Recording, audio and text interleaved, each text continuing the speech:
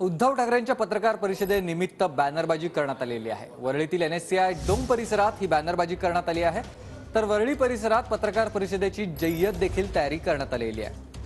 ही बॅनरबाजी आपण बघतोय सध्या वरळी परिसरात करण्यात आलेली आहे। जनता न्यायालय, सत्य ऐका आणि विचार करा अशा आशाचे हे फलक सध्या वरळी परिसरात लागले।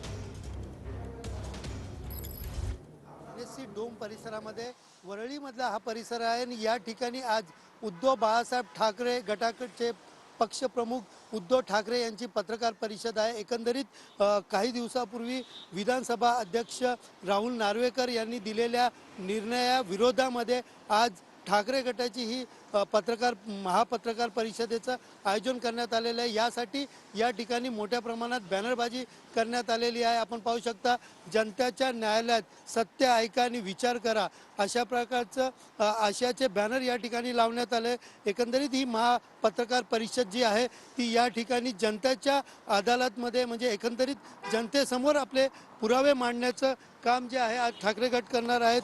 त्याचमध्ये विशेष म्हणजे सुप्रीम कोर्टाने आपल्याला आखून दिलेल्या चौकटीत निर्णय दिला नसल्याचा आरोप ठाकरे गटाकडून केला गेला होता आणि या संदर्भात ही पत्रकार परिषद आयोजित करण्यात आलेली आहे। शिवसेनेचे घटनाची बदल आणि त्याची निवडणूक आयोगाला माहिती दिल्याचे पुरावे या पत्रकार परिषदेमध्ये मांडू शकतील। त्याचबरोबर पक्षप्रमुख म्हणून उद्धव ठाकरे यांची 2013 साली झालेली निवड ही कशी झाली आणि त्यावेळेस आपण पाहायला गेलं तर राहुल नार्वेकर ही शिवसेनेमध्ये असून त्या निवडीमध्ये उपस्थित असतील याचे व्हिडिओ देखील या ठिकाणी दाखवण्यात येण्याची सूत्रांकडून माहिती मिळालेली आहे।